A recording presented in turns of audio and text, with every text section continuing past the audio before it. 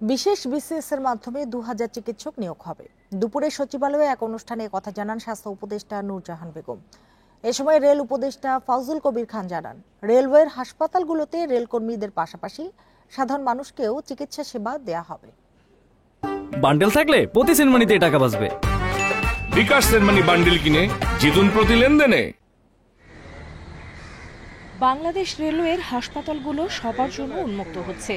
অবকাঠামো ও সেবা সংক্রান্ত উন্নয়ন কাজ শেষে সাধারণ মানুষ সারা দেশে রেলের 10টি হাসপাতালে চিকিৎসা সেবা নেয়ার সুযোগ পাবেন। এ নিয়ে সচিবালয়ে রেল মন্ত্রণালয় ও স্বাস্থ্যসেবা বিভাগের মধ্যে সমঝোতা স্মারক সই হয়। স্বাস্থ্য মন্ত্রণালয়ের একটি দল এ মাসেই রেলের হাসপাতালগুলো পরিদর্শন করে কী ধরনের অবকাঠামোগত উন্নয়ন দরকার সে বিষয়ে প্রতিবেদন দেবে।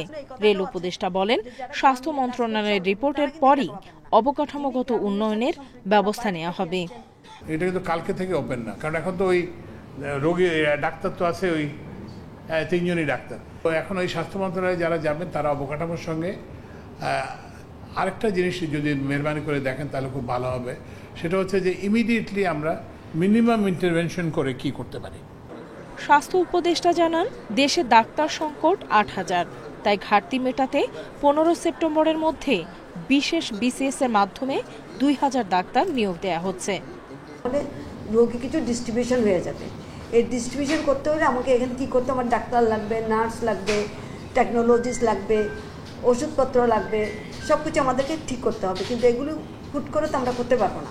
এরপরে আমাদের একটা প্রতিনিধি জবে, সেখানে কী আমাদের দরকার হবে, মেরামতের দরকার হলে সেটা ওনারা করে দিবেন। অর্থাৎ করণীয় কাজের স্বল্প সময়ের মধ্যে কোন কোন কাজগুলো করতে হবে, মধ্যমেয়াদী কী কাজ করতে হবে, দীর্ঘমেয়াদী কী কাজ করতে হবে, সেগুলো তালিকা তারা তৈরি করবেন। রেলের হাসপাতালগুলো এখনই সবার জন্য উন্মুক্ত করা সম্ভব না হলেও দ্রুততার সঙ্গে পরিকল্পনা বাস্তবায়নের কথা জানান স্বাস্থ্য উপদেষ্টা। এ ব্যাপারে একটি নীতিমালা তৈরি করবে স্বাস্থ্য মন্ত্রণালয়।